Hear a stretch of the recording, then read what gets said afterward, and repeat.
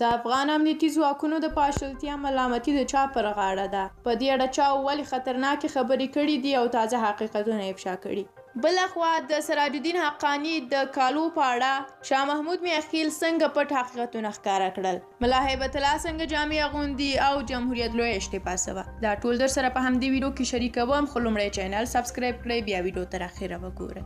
ریویو شاریفیو خپرونې په دې اړه په لیکنه کې د 2021 د اګست په 15مه د کابل د سقوط ورسره هم مهاله د افغان امنیتي او دفاعي ځواکونو د پاشلتیا یادونه کړې ده او لیکلي دي چې د دغو ځواکونو په جوړولو امریکا 20 کاله میلیارډونه ډالر ولګول. خپرونې په دې اړه د بریټانیا په پارلمان کې بحثونه او د سیګار راپور ته اشاره کړې ده. د بریټانیا د پارلمان د بهرنیو اړیکو کمیټې په یوه څېړنه کې ویلي دي له افغانستان څخه د بریټانیایي پوځیانو وتل یو ناورین او یو خیانت و چې دغه هیواد ګټو ته د کلونو لپاره زیان واړوه. کمیټې ویلي دي د استخباراتو ډیپلوماسۍ او پلان جوړونې په برخو کې سیستماتیکه ناکامي وه. د روانې مې په منځویو کې د افغانستان د بیا رغونې لپاره د امریکا ځانګړي سرمفتش د امریکا متحده ایالاتو د افغانستان د امنیتي ځواکونو د ماتې په خاطر تورن کړل. د وویل چې د افغانستان د امنیتي ځواکونو د پاشلتیا یوازینی تر ټولو مهم عامل له طالبانو سره د دوحې د تړون پر اساس له افغانستان د امریکایي ځواکونو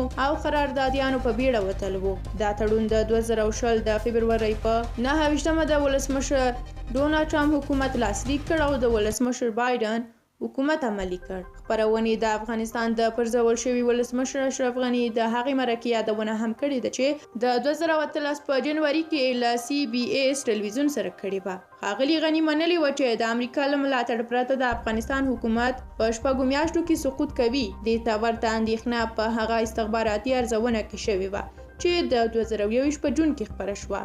بلخوا د ننګرهار پخواني والي شاه محمود میاخیل په خپله فیسبوک پاڼه د سراج الدین حقانی عکسونه خپاره کړي دي او بیا یې ورسره لیکلي دي متاسفانه جمهوریت کې ازادي زیاته وه چې دغه ډول جامو اغوستلو ته یې هم اجازه ورکړې وه.